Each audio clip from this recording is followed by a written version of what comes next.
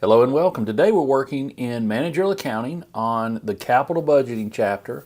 We're going to do net present value, internal rate of return, and also the profitability index, which you may not have seen before. Hey, if you're new, my name is Jeff. I teach a lot of accounting, so please like, comment, subscribe, and let's get started with this problem. Kylo Company is considering investing in a long-term project, and that project's going to cost $110,000. They require a 10% return, and they have an income statement they think is going to be for the additional revenue that they're going to get. So now, sometimes you might think, okay, good, we've got to have net income, we keep going. Now, remember, we need cash flows on this project. So the first question, it says, hey, calculate the cash flows. So remember, net income is not the same thing as cash flow. So what do we have in the first year? It's going to be a negative $110,000. And then we need to calculate, looks like the cash flow is going to be the same every year because the income statement is going to be the same. So we're going to take net income, and here's how you do it. Net income, and we're going to add back depreciation because it's a non-cash expense.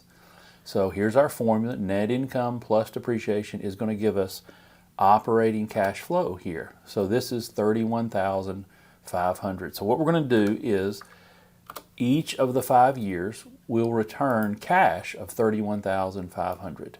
So it's net income plus the depreciation, so that's $31,500. Now we can do the problem for net present value, internal rate of return, and profitability index. So you want to get the problem in this form, not in the income statement form. So here I've set up, we can calculate net present value. And the way you do it on Excel is really easy. Remember, there is a net present value function. So I'm just going to the formula builder, and I can search for NPV. And here's NPV, net present value. I need to look at the rate. So the rate is going to be 10%. And the values are going to be cash flows year 1 through 5. And then we'll hit done. Now, this is not the net present value. This is just the present value of the cash flows, years 1 through 5. So to make it net, we're going to subtract out the 110. Now, since 110 is already negative here, I just have to add the negative, and that's the subtraction. So our net present value is $9,409, so it's positive, so we would accept this project. All right, now, the internal rate of return we know is going to be greater than 10% because the net present value is positive. Now, it's even an easier formula. So IRR is going to be just the cash flows. It says, what's the values? And so I'm just going to take the negative 110 and then the 5 straight years of 31,500. We don't need to guess, and so it's going to calculate. It's going to be 13.29% is our internal rate of return. Now, because this number is positive, we know it's greater than the required rate of 10%. Actually, it's 13.3% essentially, or 13.29.